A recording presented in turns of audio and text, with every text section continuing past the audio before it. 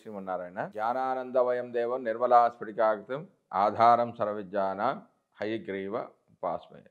ఆపదాపహర్తారం ధాతారం సర్వసంపదాం లోకాభిరామం శ్రీరామం భూయో భూయో నమామ్యం. ఆదిత్యాయ సోమాయ మంగళాయ బుధాయ చ గురుశుక్రశనిభ్యశ్చ రాహవే కేతవే నమః. మనం ఇప్పుడు ఈ వీడియోలో జనవరి 1, 2025 నుంచి డిసెంబర్ 31, 2025 వరకు సంవత్సర ఫలితాలు తెలుసుకుందాం. అందులో ముఖ్యమైన 4 గ్రహాలు. అవి ఏంటంటే గురుగ్రహము, శనిగ్రహము, రాహుగ్రహం, కేతుగ్రహం. ఈ 4 గురించి మాత్రమే చెప్పడానికి మనకు వీలు ఉంటుంది. అంటే మిగతా గ్రహాలు అంటే రవి, బుధ, శుక్ర, కుజ గ్రహాలు ఇవి మారుతూ ఉంటాయి. కొన్ని 30 రోజులు, కొన్ని 45 రోజులు. ముఖ్యంగా శని ఒక రాశిలో 2.5 సంవత్సరాలు ఉంటాడు. గురువు సంవత్సరం, రాహు కేతువులు సంవత్సరంన్నర ఎప్పుడు కూడా అవి వక్రగతిలో సంచరిస్తూ ఉంటాయి. మానవ జీవితంలో ఈ 4 గ్రహాలు అంటే గురువు, శని, రాహు కేతువులు ప్రధాన పాత్ర వహిస్తాయి. ముందుగా మనం సంవత్సర గోచార ఫలితాలంటే ఏమిటి అనేది తెలుసుకుందాం. ప్రతి సంవత్సరము ఉగాది సందర్భంలో చేసే పంచాంగ శ్రవణంలో భాగంగా సంవత్సర గోచారాన్ని తెలియజేస్తారు. సాధారణంగా కూడా జరుగుతున్న సంవత్సరంలో తమకు సంబంధించిన శుభాశుభాలను తెలుసుకోవడం కూడా సంవత్సర గోచార ఫలితమే. ఈ విధానంలో ముఖ్యంగా ఆ సంవత్సరం శని, గురువు, రాహు, కేతువుల సంచారం ప్రధానంగా గమనిస్తారు. శని సంచరించే రాశి తమకు అనుకూలమా ప్రతికూలమా అని చూసుకోవడం అనేది ఉంటుంది. ఈ క్రమంలో తమ జన్మరాశికి శని 12, 1, 2 రాశిలో సంచరిస్తుంటే దాన్ని ఏలినాటి శని అని, 4వ స్థాన సంచారం అర్ధాష్టమ శని అని, 8వ రాశిలో సంచారాన్ని అర్ధాష్టమ శని అనే పేరుతో తెలుపుతారు. ఈ కాలాల్లో అంటే 12లో ఉంటే విశ్రాంతి లేకపోవడం, 1లో ఉంటే శరీరమైన ఇబ్బందులు, 2లో ఉంటే ఆర్థిక ఇబ్బందులు, కుటుంబ కలహాలు, 4వ స్థానంలో ఉంటే సౌఖ్యం లేకపోవడం, 8వ స్థానంలో ఉంటే ఆకస్మిక నష్టాలు, అనారోగ్యాలు తెలియజేయబడతాయి. శని యొక్క దృష్టిని కూడా పరిశీలించడం సాంప్రదాయం. శని తానున్న రాశి నుంచి 3, 7, 10 స్థానాలు చూస్తూ ఉంటాడు. ఆ రాశిలో తమ జన్మరాశి ఉన్నప్పటికీ జాగ్రత్తలు తీసుకోవడం అవసరంగా సూచిస్తారు. అంటే ఈ 3, 7, 10 స్థానాల దృష్టి ఏ రాశిపై అయితే పడుతుందో ఆ స్థానాలు కొంచెం జాగ్రత్తగా ఉండాలని శని సూచిస్తాడు. అంతేకాకుండా శని సంచరిస్తున్న రాశి తన దృష్టి ఉన్నటువంటి రాశులను తమ జన్మరాశి నుంచి ఏ భావాలు అవుతాయో ఆ భావాల విషయంలో జాగ్రత్తలు తీసుకోవడం కూడా గోచారంలో భాగమే. శని ఒక్కొక్క రాశిలోనూ 2.5 సంవత్సరాల సంచారం వల్ల ఈ గ్రహ ఫలితాలను అధికంగా గమనించడం సాంప్రదాయంలో ఉంది. సంవత్సర గోచార ఫలితాల అధ్యయనంలో శని ఫలితం చాలా కీలకమైనదని చెప్పవచ్చు.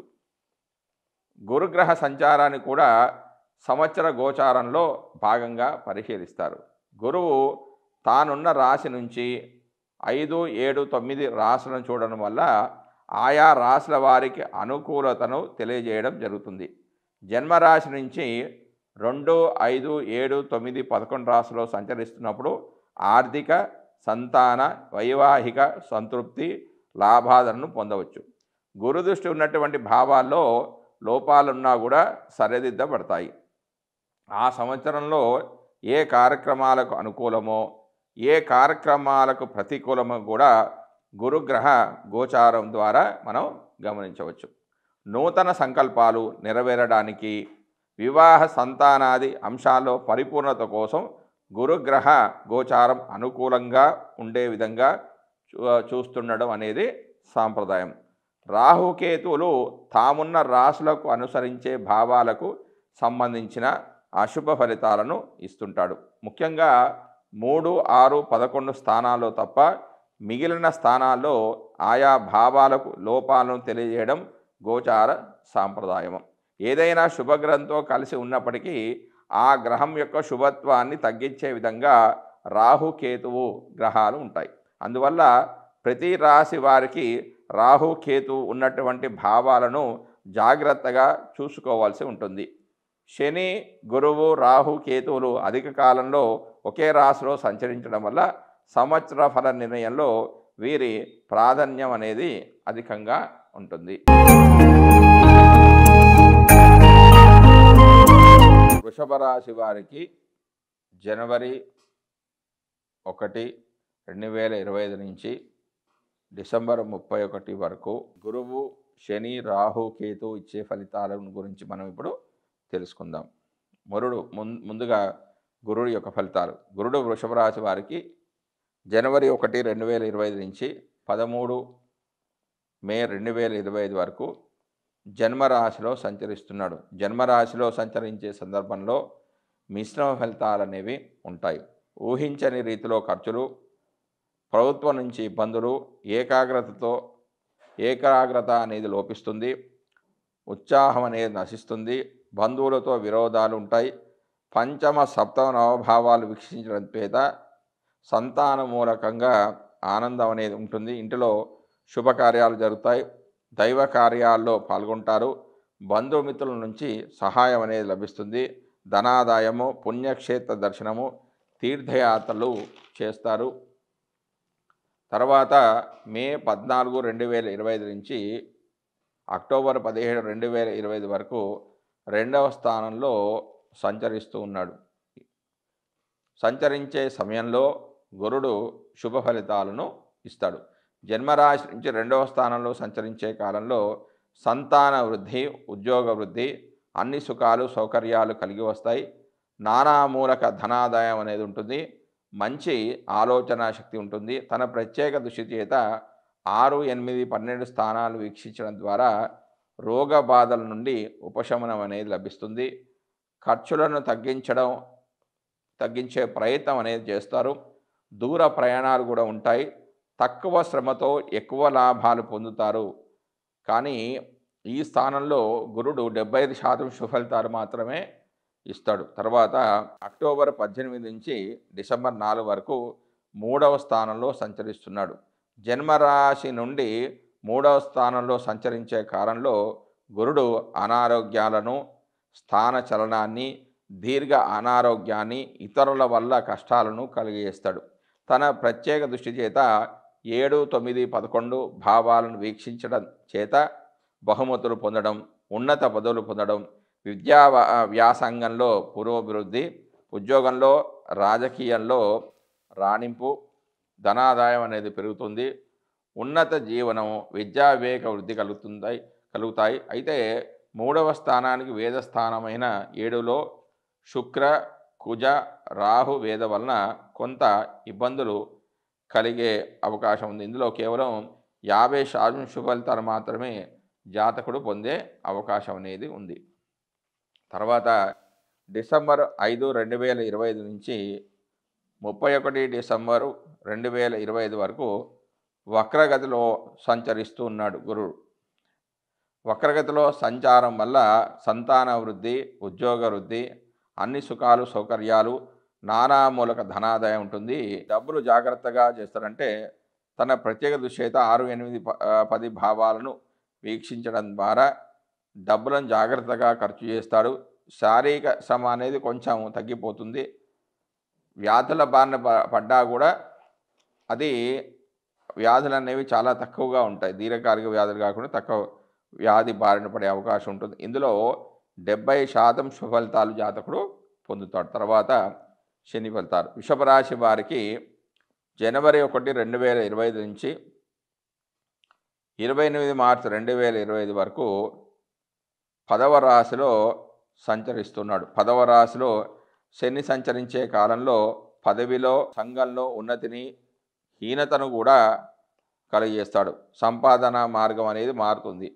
మానసికమైన చింత అనేది ఉంటుంది. అత్యధికమైన శ్రమతో అత్యధిక ఫలితాలు పొందుతాడు. చేసే పనిలో ఆదాయం అనేది అస్సలు కనబడదు. కానీ మంచి క్రమశిక్షణ, అనుభవం అనేవి లభిస్తాయి. ఊహించని కొన్ని కష్ట నష్టాలు, వ్యాధులు, ప్రమాదాలు అనేవి ఎదురవుతాయి. అపనిందనలు, అధికారుల ఆగ్రహానికి లేదా అనాదరణకు గురి కావడం అనేది ఉంటుంది. తర్వాత మార్చి 29, 2025 నుంచి డిసెంబర్ 31, 2025 వరకు వృషభ రాశి వారికి లాభస్థానంలో శని సంచరిస్తూ ఉన్నాడు. అంటే ఏ గ్రహమైనా 11వ స్థానంలో సంచరిస్తే శుభ ఫలితాలని ఇవ్వడం అనేది జరుగుతూ ఉంటుంది. జన్మరాశి నుంచి 11వ రాశిలో శని సంచరించే కాలంలో శుభ ఫలితాలను ఇస్తాడు. పదవిలో ఔన్నత్యము, నూతన ఉత్సాహంతో ముందుకు సాగడం జరుగుతుంది. కీర్తి ప్రతిష్టలు ఇనుమడింపజేస్తారు, పెరుగుతాయి. కీర్తి ప్రతిష్టలు, జవసత్యాలు పెరుగుతాయి. పదోన్నతి అనేది లభిస్తుంది. దీర్ఘ వ్యాధులు ఏమీ ఉండవు. సంఘంలో హోదా పెరుగుతుంది. శారీరక సుఖానుభూతి ఉంటుంది. బంధుమిత్రుల సహాయ సహకారాలు ఉంటాయి. అయితే 11వ స్థానానికి వేదస్థానమైన 5లో కేతు వేద వలన వేదాంత గోష్ఠి, వైరాగ్యము, చోరభీతి, మృగభీత, జ్వరపీడ, ఔషధ సేవనం వంటి శుభ ఫలితాలు కూడా కలుగుతాయి. ఇందులో 20% శుభ ఫలితాలు మాత్రమే జరుగుతాయి. ఎందుకంటే ఈ స్థానంలో శని సువర్ణమూర్తిగా ఉన్నాడు కాబట్టి. తర్వాత రాహు యొక్క ఫలితాలు. వృషభ రాశి వారికి రాహు జనవరి 1, 2025 నుంచి 17 మే 2025కు 11వ రాశిలో రాహు సంచరిస్తున్నాడు. రాహు 11వ స్థానంలో అధికమైన లాభాలను ఇస్తాడు. పశులాభం, ధనలాభం, నూతన వస్తు ప్రాప్తి, ఆహార సౌఖ్యము, పరిమళ ద్రవ్యాలు వంటి అనుకూల ఫలితాలు ఉంటాయి. రాహు తన సప్తమ దృష్టి చేత 5వ స్థానాన్ని వీక్షించడం ద్వారా సంతాన సౌఖ్యలోపము, మనశ్శాంతికి భంగం వంటి వ్యతిరేక ఫలితాలు ఉంటాయి. 20% శుభ ఫలితాలు జాతకుడు పొందుతాడు. ఈ రాశిలో సువర్ణమూర్తిగా రాహు ఉంటున్నాడు కాబట్టి. తర్వాత మే 18, 2025 నుంచి 31 డిసెంబర్ 2025 వరకు 10వ రాశిలో సంచారం చేస్తూ ఉన్నాడు. శుభ ఫలితాలనే ఇస్తాడు. అవి ఈ విధంగా ఉన్నాయి. శరీర సౌఖ్యము, భోజన సౌఖ్యము, సంతోషము, కష్టాలు తొలగిపోవడం, కర్మసిద్ధి బలంగా ఉండడం వంటివి జరిగే అవకాశాలు ఉన్నాయి. కొద్దిగా అనవసరమైన ప్రయాణాలు, స్త్రీలతో కలహాలు లాంటివి కూడా ఉండే అవకాశం ఉంది. వృషభ రాశి వారికి కేతువు ఇచ్చే ఫలితాలు ఏ విధంగా ఉన్నాయంటే, వృషభ రాశి వారి కేతువు జనవరి 1, 2025 నుంచి 17 మే 2025 వరకు 5వ స్థానంలో సంచరిస్తూ ఉన్నాడు. ఈ సంచారం వలన సంతాన సౌఖ్యలోపము, మనశ్శాంతికి భంగం కలగడము, చెడు ఆలోచనలు రావడము, పుణ్యం క్షీణించడం వంటి సుఫలితాలతో పాటు తాను వీక్షించే లాభ ఫలితాలు కూడా ఇస్తాడు. తను ఏదైతే చూస్తున్నాడు, 11వ స్థానాన్ని వీక్షిస్తున్నాడు, 11వ స్థాన ఫలితాలు కూడా ఇస్తాడు. ఆహార సౌఖ్యము, పరిమళ ద్రవ్యాలు ప్రాప్తించడం వంటి కూడా దొరుకుతాయి. ఇందులో చెడు ఫలితాలు అనేవి చాలా తక్కువగా ఉంటాయి.